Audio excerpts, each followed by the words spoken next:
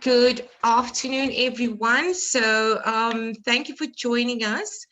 Today we are chatting to Professor Alan Pacey. He's from the UK, and we are chatting about male infertility. And we also have Bevan from Fertility Plus with us. So we're three people today. It's very different today. I just want to see how many of you are joining. We'll just give it 2 or 3 minutes and to make sure that everyone is live. Let's see how many people we have. And okay, we have a few on board there. Great. So thank you very much for joining us. Thank you, Professor, and thank you, Bevan. I'll let Bevan do the introduction. Yeah, it's very exciting to have you guys on board and that we can chat about this, because I think this male infertility is something that we will chat about everything else regarding infertility and how it's always the female problem, and especially in South Africa it's a big deal. Men don't want to come out and say, you know, or women are scared to actually tell their husbands, you know, it could be on your side. And that's what I'm hearing a lot, you know, and they don't know how to tell their husbands, maybe you should go and get a test. And I'm just thinking of what happened with when I also, Professor, you don't know this, but I also went through infertility, and that's why I started Fertility Solutions. I also had this fertility journey, and it was always when my husband needed to go and give his sample, it was always a moment where how do I ask my husband to go, or how do I tell him, doctor says you need to go for, you know, give your sample. We just wouldn't speak that morning, and he needs to go and do his thing and things like that. So it's definitely a subject we don't speak about often enough, and tell men that it's okay and it is help for them. So thank you very much again for joining us. Bevan, I think you can go ahead and chat. Okay, well, just briefly about me. I represent Fertility Plus here in South Africa. I met the company late last year, and I looked at the product. Oh, well, it's nice, and then the company said to me, just wait for December and you'll see the published results, which I did. Yeah. And then I saw the results, and the numbers were astounding. And that's why I thought it best that I don't discuss this topic. I'm simply the distributor for them. So I'd just like to say, first of all, thank you, Prof, for joining us. I assume you're missing your lunch hour right now. I am, yeah, that's fine. Just briefly, in terms of Prof's bio, he's a professor for andrology at Sheffield University. For any of you who don't know, andrology is the study of conditions specific to men. Yeah. He has written over 150 articles. He's involved in writing chapters for books, several TV programs. He's also the editor-in-chief for the BFS Journal. And he's also been awarded what is called an MBE. An MBE, for those who are not British, of which I am, by the way. Oh, okay. Is member of the British Empire, which is awarded to you by the Queen for his services in reproductive health. Wow, wow. So that's as quickly as I could summarize it, I'm afraid. Okay. Wow. Well, thank you. Thank you.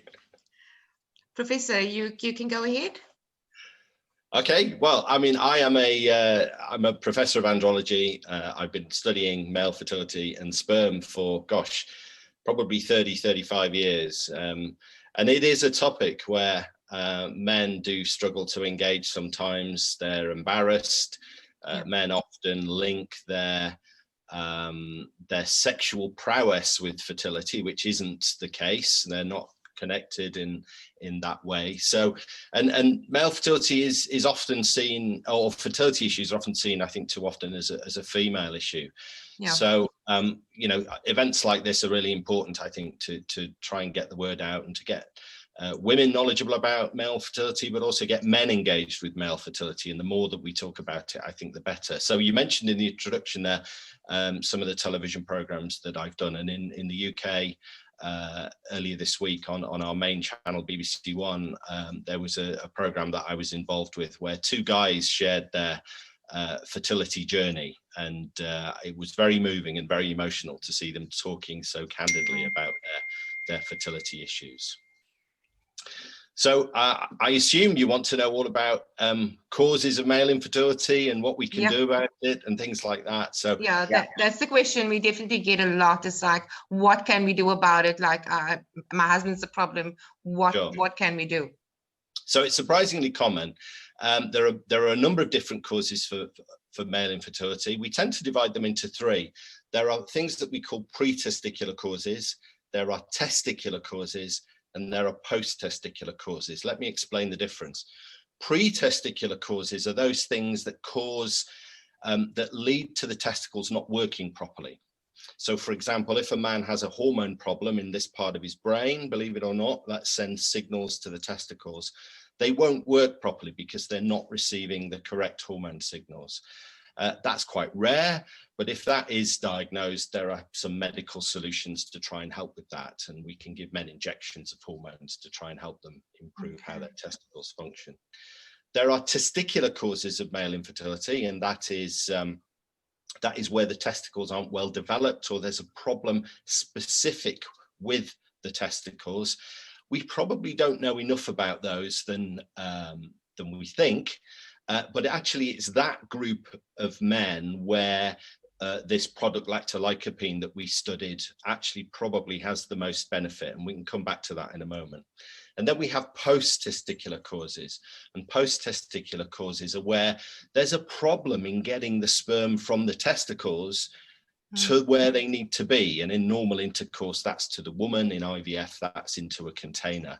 So for example, if a man has a problem with his erectile function, or if he has a blockage, or if there's a problem with the neck of his bladder that causes him to ejaculate with difficulty, then that's a post-testicular cause. So there are different treatments for different things. Where we were interested with this particular product was that I was approached by the people who have this product in the UK. They came to see me, we had a chat, and the product is called Lactolycopene. And Lactolycopene is a form of the compound that's in tomatoes, in cooked tomatoes. And we know that it's a powerful antioxidant. And it's been helpful in lots of diseases, not just infertility.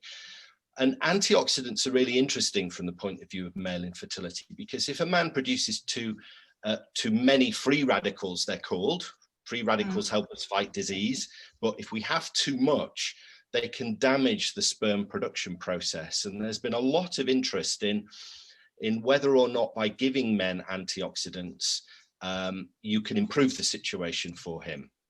Now, arguably, a man with a healthy diet, lots of fruit and vegetables, has probably got enough antioxidants through that diet to be able to be of benefit. And interestingly, we know men who eat lots of processed food, lots of burgers, lots of chips. We know that's unhealthy.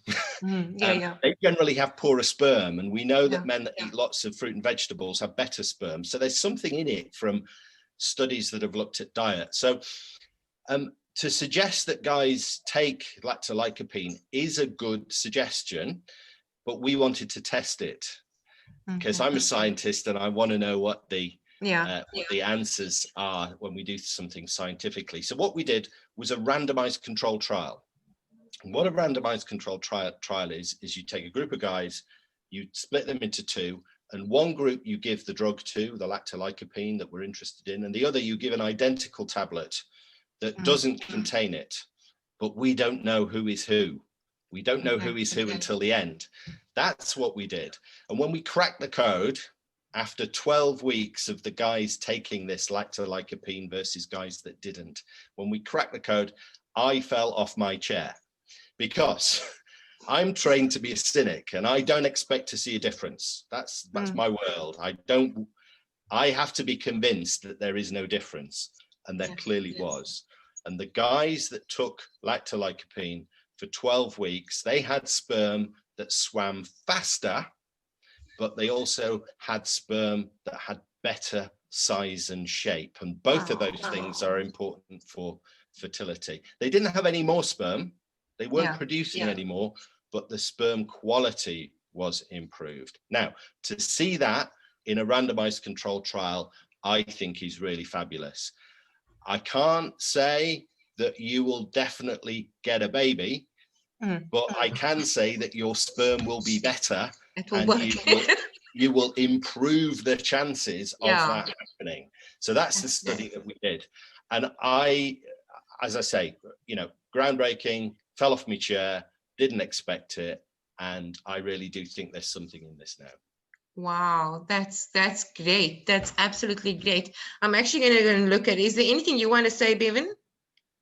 No. I mean, I'm also a cynic. I've been in pharmaceuticals my entire life, and there's only one thing that I judge a product on, and that's randomized, placebo-controlled clinical data.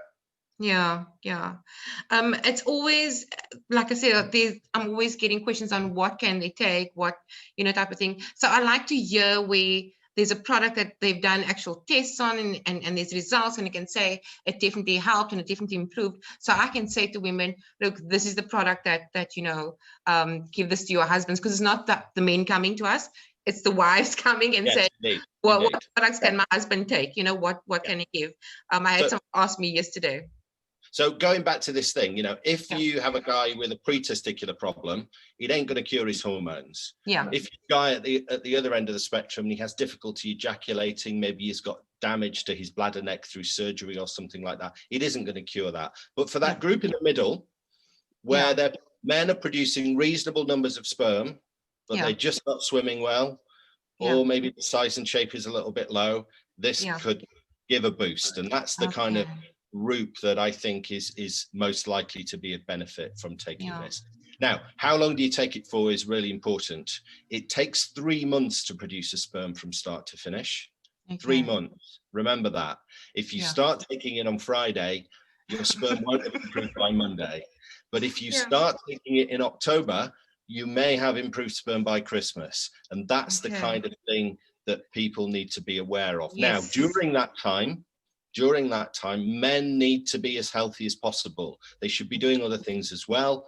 So loose pants, loose underwear, let the air flow, showers rather than baths, don't go to the sauna, eat healthily, stop smoking, cut back on drinking, don't take recreational drugs. All of those things combined together will give your testicles the best chance to produce sperm. And I think you should see this in that context. Yeah, that's great. Thank you so very much for that. I'm just trying to see if there's any questions. I don't know if it's not updating right now. I normally have so many questions. So I also sorry, yes, please go ahead. Prof, what is the sort of idea on future studies on this? So what would be really good to do with this and I think all lifestyle things is to actually see whether in a group of men who are trying to conceive, whether it leads to more babies or more babies, the same number of babies but quicker, because time is important. And if it helps you to conceive sooner rather than later, then lifestyle changes and products like this may also have a benefit, because infertility is a long game. It can take well over a year for a normal healthy person to conceive a baby. So if sperm quality is poor, then maybe it will take you longer. And if it can pull in that envelope and allow you to conceive sooner, then also it will have done a good job too. So, you know, more studies in this area I think are needed, and certainly, you know, looking at time to take it, the dose, and what aspect of fertility it can potentially enhance are all, I think, very good questions that still need to be answered. Yeah. Okay. What Bevan also mentioned was that you can now there's a 100 Rand discount on the product, which you can buy on Fertility Solutions. If you go to our website, www.fertilitysolutions.co.za, you can actually purchase this product. And remember what Professor says, you have to take the product in conjunction with also, first of all, for 3 months, at least a minimum of 3 months, because it takes 3 months from start to finish for a sperm to be produced. Am I right? Am I saying it right, Professor? Correct. Correct. Okay. Absolutely. And then obviously, you know, cut down on smoke, don't smoke, no, cut down on drinking, eat healthy, all those things, and which we have put on tips on our site all the time. So yeah, I think it was actual great talk, and it's great to hear such feedback about a product that's really working, especially the scientific studies behind it. So thank you very much, Professor, for joining us. Thank you, Bevan. If you have anything else to say, Bevan or Professor? No, once again, thanks, Alan, for taking time out of your lunch break, and hope to chat to you soon. Yeah, we hope we can definitely have you on board again soon. We'll give you a few months, and then we'll definitely bring you back on again, because it was really informative. Thank you very much for everybody joining us. And good luck, everyone. Thank you. Thank you, everybody. Thanks. Bye.